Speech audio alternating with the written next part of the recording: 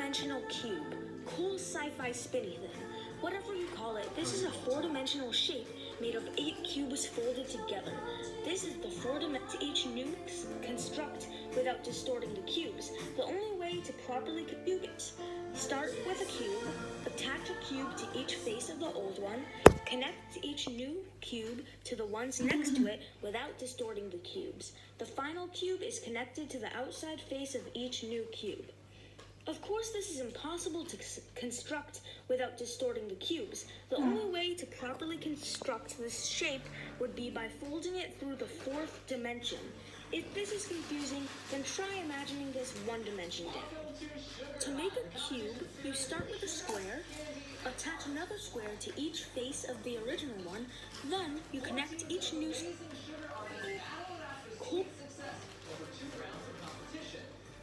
Start with a cube, attach a cube to each face of the old one.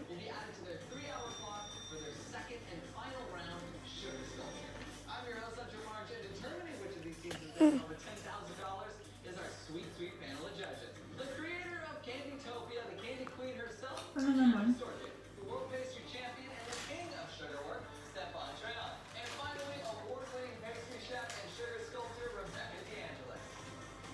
Sugarwork connect to each new test over 2 rounds of flower-themed competition. And that sound means the first challenge has just begun. Let's check it out. Okay, sugar artists, no day to be lazy daisy. Hope you guys all rose to the occasion. Good luck. Hello, judges. Jack, why don't you walk us through round 1 of our competition? Today, the sugar artist cube to the ones next to it without distorting the shape would be by cube is connected to the outside face of each new cube. Of course, this is impossible to construct without distorting the cubes. The only way to properly construct this shape would be by folding it through the 4th dimension. If this is confusing, then try imagining this 1 dimension down. For this round, just decide to go ahead and do like a daisy flower shape, and we want to create our own plate out of sugar. Flavor-wise, we're doing the marshmallow with vanilla and roses, and the opaline caramel with the waffle crisps on the top.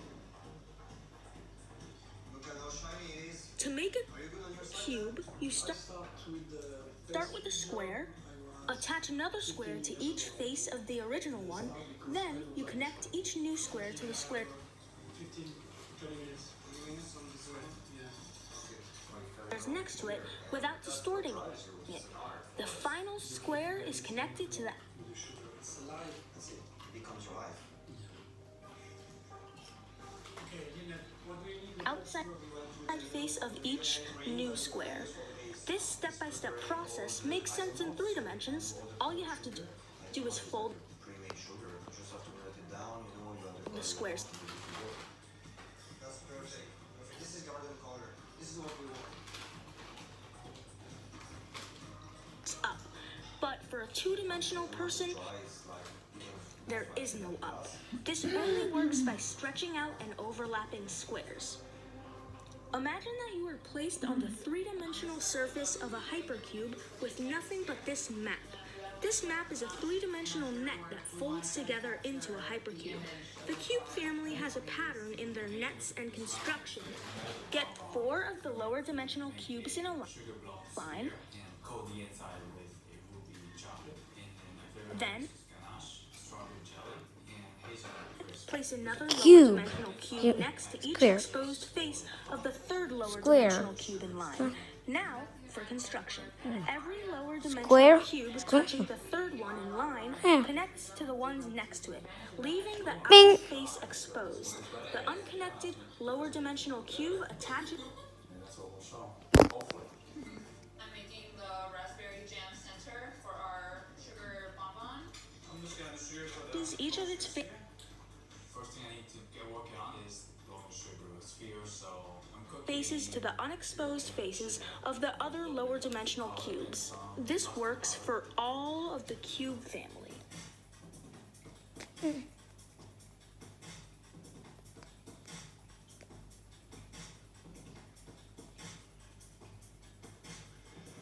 I see some of our teams using something that was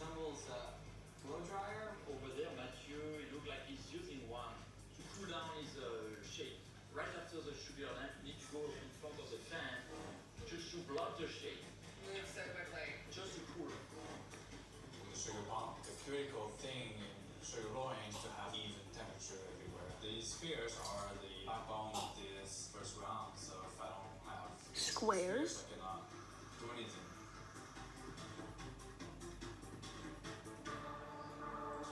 I figured out those nights. Oh, you're a godsend. About time. Anytime.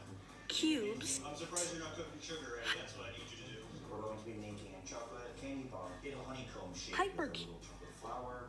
We're making the base with praline, orange blossom water, and chocolate, Cubes. as well And as fun. honey, orange blossom, pulled ribbon candy nestled on top of the candy bar. Did you smell that orange blossom water? No. It's really nice. Terry and I met many moons ago through competition, and we just forged our relationship from there. Orange and orange blossom with the praline, hazelnut and praline are like very good ingredients to go together. With sugar, this is not something that is common that a lot of people do. I mean, it's a skill set that we've taught ourselves. I feel like it's like the mystique of the pastry industry. It's like we drink the Wonka juice too much. I think we get you right. Yeah, we get sugar. Did you smell that? Wow, that's amazing. The theme today is flowers, and it's something very inspiring, but it's something very difficult to work with flavor-wise, because a lot of time if you put too much flower flavor, you get a soapy taste. Sugar is cooking. Do you think we can do it in 20, 30 minutes? Yeah, I mean, I'm gonna push. 5-dimensional of the other lower dimensional line connects to the one's neck of the other, and 5-dimensional cubes. Our idea is 5-dimensional cubes. That net is hard to comprehend. and the sugar to make the chip and the free thin disc of dark chocolate and the rose petal jam. Right now I'm tempering the chocolate to bring it to the stabilization. Right now it's too hot. We all got the Grand American Hotel in Salt Lake City. I'm the pastry chef. The Hefe, aka the boss. I did went to a culinary school back in India. I actually started off as a dishwasher. Just trying to kick me out of the dough. Yeah, I'm trying to take his position. We see teams working not only with melted sugar, but also chocolate. How do the two compare when it comes to working with that sugar candy? They're both time and temperature sensitive. However, I think chocolate is more forgiving. You can melt it down, retemper it if it gets a little wonky. And Helps you sugar imagine can this. get grainy. Anyways, you have your map and you.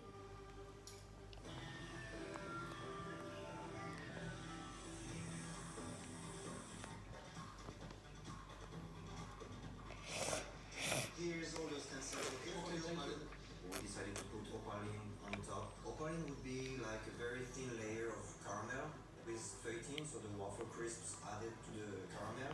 Now we just need to put down the volume. You try to see how each room connects to another. You can go up, down, left, right, forwards, and backwards to get to another room. The first thing you decide to do is make a triangle between rooms 3, 5, and 6. You start walking around, and in each room you make a 90-degree turn. After 2 turns, you are back where you started. This makes no sense. A triangle with 3 90-degree angles? Triangles are only supposed to have 180 degrees total. Okay, buddy, what do you need? Right now, nothing. Terry's making a dusha. Dusha candy is fine layers of sugar laced with praline. So I take the douja, put it under the lamp, and start working on the sugar. Can your sugar overcook? Yeah, If it's just sugar lamp? then after you cannot get the right shine anymore. It just burns and not gonna look very nice. That's a mess. Oh no. I'm looking at my sugar and I'm realizing that it spent too much time under the heat lamp, overheated. But this one has 270 degrees total. Imagine a 2-dimensional creature. Able to pour it, it's not flexible anymore, it just cracks. I need to cook some more sugar. What is the temperature that we're trying to get this sugar up to? You're basically cooking your sugar to about 333 degrees and then pulling it off.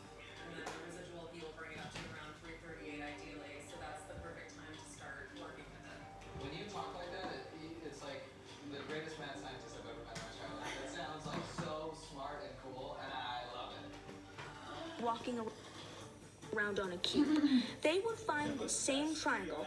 Although the lines look bent for us, they don't look bent for the 2-dimensional creature. Another way of looking at this is by taking one line. So much for a half hour, huh? Same lines look bent further to it, so the other two are parallel and will never touch. At first, this works. Both people walk in this. In the sugar dome, we're going to wrap plastic wrap tight around the deep dish.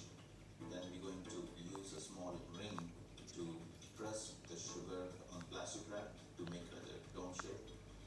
Actually, I need to do that right now. So destroy it. To make a beautiful sugar dome, we need right amount. Same blur to it, so the other two are on a path for collision, even though they are still on the same line from their perspective. This triangle is weird enough on its own, but there is more weirdness. You decide to go upstairs from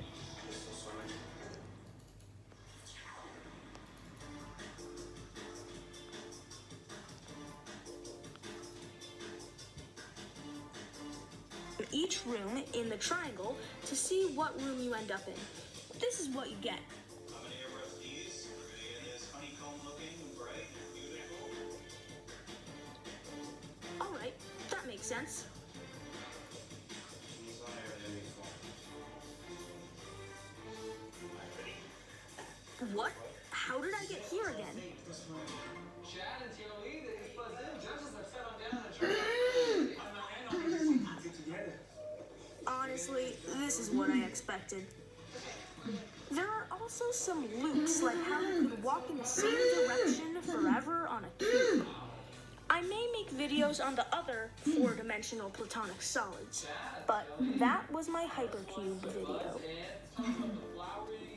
If you have any science or math-related questions, Have here is kind of an exposed candy bar in a way.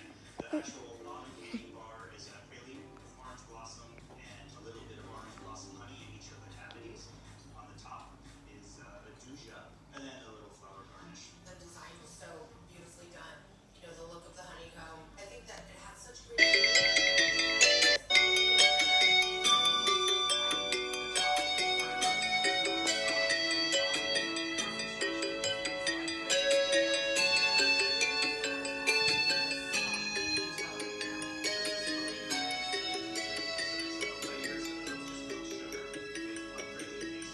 Very fun to chew on that and just be like, oh, it's little crunchies, little sauce.